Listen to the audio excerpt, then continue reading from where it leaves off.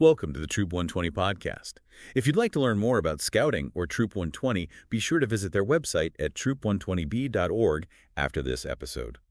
Today we're focusing on one particular knot, one that's really handy for Scouts. That's right. We're taking a closer look at the taut-line hitch. You'll actually need to demonstrate a practical use of this one for your Tenderfoot rank. It's a Rquirement 3C. Okay, Tenderfoot 3C. So for anyone maybe just learning knots, what's the main thing about the taut-line hitch? What makes it special? Well, the key feature really is that it makes a loop, but it's a loop you can adjust. You can slide the knot up and down the standing part of the loop to make the loop bigger or smaller or, tighter or looser, even after it's tied. Ah, right, adjustable. That sounds pretty useful. So when a Scout needs to demonstrate this practical use for Tenderfoot, what are the leaders actually looking for? It's not just tying it perfectly, is it?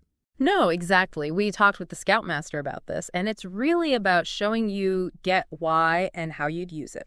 Safely, of course.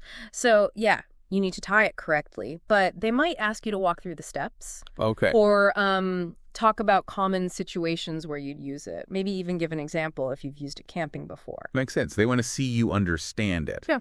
not just memorize the motions. Right. And part of that understanding is how it helps keep things safe and secure. And I guess they might also ask how it stacks up against other knots, like why use this one and not another? Definitely. That shows deeper understanding, knowing, when is a taut line better than just using two half hitches? Right. Or, when would you use this instead of a clove hitch to tie onto something? They might ask about best practices, too, like making sure it holds tight and doesn't slip unexpectedly.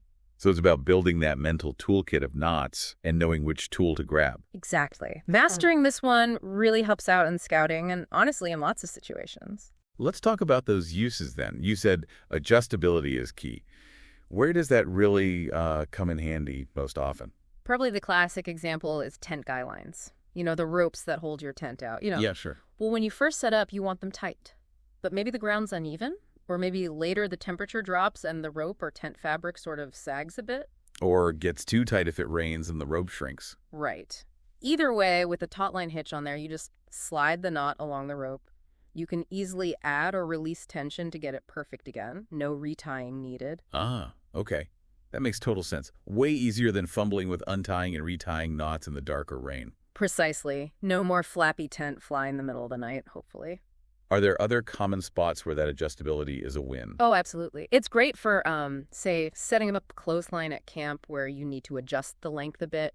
Some adult leaders also mentioned using it quite a bit for securing gear. Like in a car or trailer? Yeah, or even just tying down a tarp over a woodpile. Anything where you might need to snug things down, check them later, and maybe tighten them up a bit more. It just gives you that flexibility.